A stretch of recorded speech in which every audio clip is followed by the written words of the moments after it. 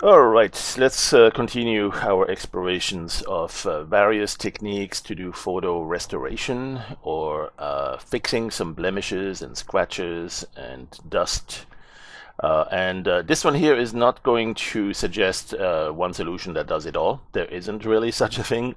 You might have a brush that you could call something like a healing brush or something that can fix some regional areas. And we've seen a couple of techniques that we have, including the replication or you designate an area and have it applied to another area.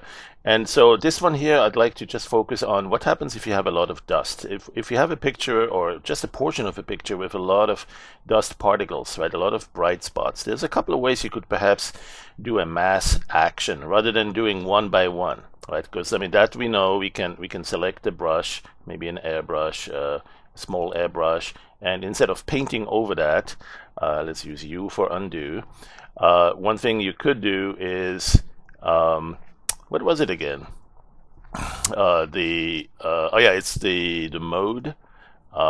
It's the clone mode, right? So you could use the clone, and then with the Alt key, press and select an area, and then paint over that. Well, that's not with the airbrush. We need to get a custom brush, I guess. Anyway, we've seen that in other tutorials. And what we want to do is now look at another technique that might be usable for parts of the photo, right? Some of the pictures may be in need of another technique because there's some missing details you need to paint into it or replicate, as we've seen some of the backgrounds sometimes. This one's difficult with regard to the white shirt because it's just plain white. There isn't any content there. I mean, you could possibly see if there is anything at all to work with if you change the value, maybe the contrast or something like that. But yeah, this one here is already saturated white, and there's really not much that can be done. Well, one thing you can do is about these speckles here. And so if you want to identify perhaps just the pants here, the trousers, and see what we can do to more quickly, rather than doing one by one with the brush technique we've seen in the other tutorial, what if we were to select with the lasso, for example, select the area of interest, right? And that itself could be a couple of ways to do it. There's techniques to make selections that are more sophisticated. This one here, I'm going to go just through a fairly quick single lasso. Maybe I'm going to go too fast and overshoot, and I need to. And by the way, for this, it really helps if you don't look only at the marching ants, but in the selections, in addition to the marching ants, I would also enable overlay. Otherwise, it might be difficult to see exactly where your selection ends. So make sure overlay mode enabled. And then if you are a little bit over the area you want, use the shift with the right click to deselect an area. Or if you want to add, like this part of the pants here, you can, with the left click, drag around and add that to your current selection. Right, so whatever you use to actually do the selection, that's the first phase. And there are other tutorials for that.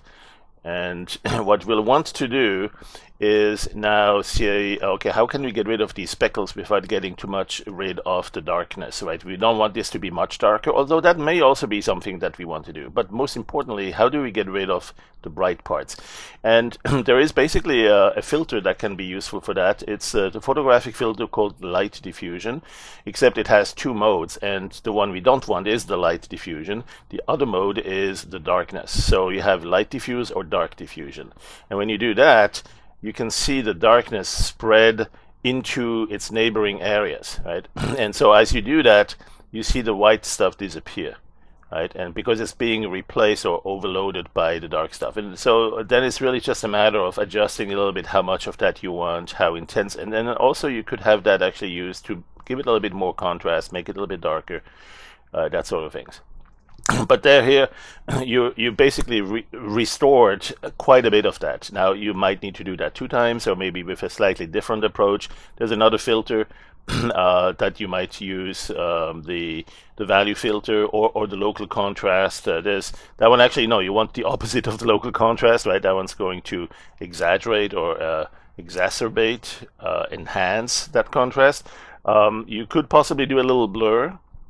A tiny little bit of blur won't hurt too much on something like these pants. The folds, the major folded areas will still probably remain there, but if you do a simple blur, the small details might blend in with the neighboring darkness, and so that's also going to help a little bit.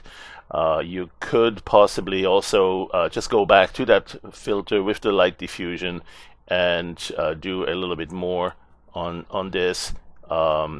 And see, so the thing is, the radius that controls how far the bright or the dark pixels expand to its neighboring pixels, and so with that you get to control pretty much how far you want to reach before the bright spots disappear. All right, so in fact, let me do this. I'm going to go undo the prior, go back. There you go. So let's do that one more time. And in fact, one way to really understand what's happening perhaps is to even enhance the contrast. Now, this is not what you want to do for your finish work. It's just sort of to understand or to visually see what we're doing. I'm going to enhance the contrast here, and so I'm going to have a little bit more brightness for some parts and more darkness for the pants in the background of it, contrast, stuff like that. So this really kind of accentuates or reveals those dust particles a little bit more. And so that's basically where we want to see, can we, instead of deleting one by one or removing or clearing or healing one by one, can we have them all, or a whole bunch of them done at the same time? And so the light diffusion, normally what the light diffusion does, if you, in fact, if I zoom in like to a bright one like this one here, you will see the light diffusion. There it is, light diffusion. So the light diffusion will, oh, you see it here on the left side where it's very bright, right? These guys do it too, but very difficult to see. It's only a little bit there. Maybe if I increase the gain. Yeah, but it's essentially expanding bright pixels into its neighboring darker pixels. Oh, there it is. There we can see it. Yeah, you can see how it's got a little bit of almost like a rectangular block there with a haze. And so that's the light diffusion. Well, if you do that with the dark diffusion, the darker pixels are going to move into their neighboring area. Dark remains dark, but when it goes over the bright parts, it's going to make them dark as well. And so you can use that to make them disappear.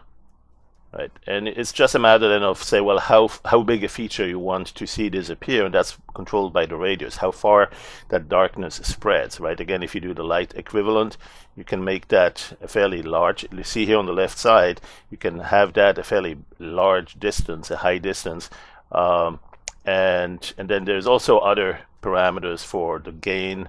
There's like an additive mode. So there's a variety of controls to do this. Typically, we want the opposite. Let's go with the darkness. And there it is. It takes care of drowning the bright pixels in the darkness around them. Right? It's really dark pixels prevailing and spreading around. The bright pixels are getting drowned. And now, if you did this, but you find that you did too much of it, one thing you can do is use the interactive undo to go back between the prior and the new, right? You have the prior situation and the new situation, and if you want it somewhere halfway in between or anywhere there, you could do that. Okay, all right, so that's the step I wanted to show just as an idea. If you have large areas with a lot of speckles, you could easily do that, right? So again, to summarize, let's go select an area like this. Maybe you want to have a little bit of a smoothing on that, like blurring the selection. You can do a Gaussian blur selection, something like this. There's another selection blurring, that's the box filter selection. That one also allows you to see the alpha if you want to just see a matte, basically. And so now you have a transition, and inside that zone, inside the transition, you can go with the photographic filter light diffusion, make it dark. Don't make it that dark, right? So this one here right now I have too much because I'm doing additive mode. Let's go to screen or default mode, and you could use that to make it actually a little bit darker at the same time. But most importantly, work with that radius. You could even use the side by side. If you're in the middle of the screen here, it might show you, yeah, actually not so much because we have a selection mask also, so that may affect it. But what you want to do is basically use it to see the dark pixels eating away at the bright pixels. Right? So if you look at this, for instance, if you look at let's see, maybe we'll keep it at about this level, or that's the combined, that's the gain there. So you can have, now there's going to be some bright speckles, some bright spots that remain, and maybe those are the one or two, the few that you will need to remove manually, right? But basically here we did with a very quick operation, we took care of quite a number of these speckles. Right, well, that's all for this quick tutorial, and I hope this is gonna help and enhance your arsenal of skills and wisdom on how to go about restoring some of these historical documents. See you next time.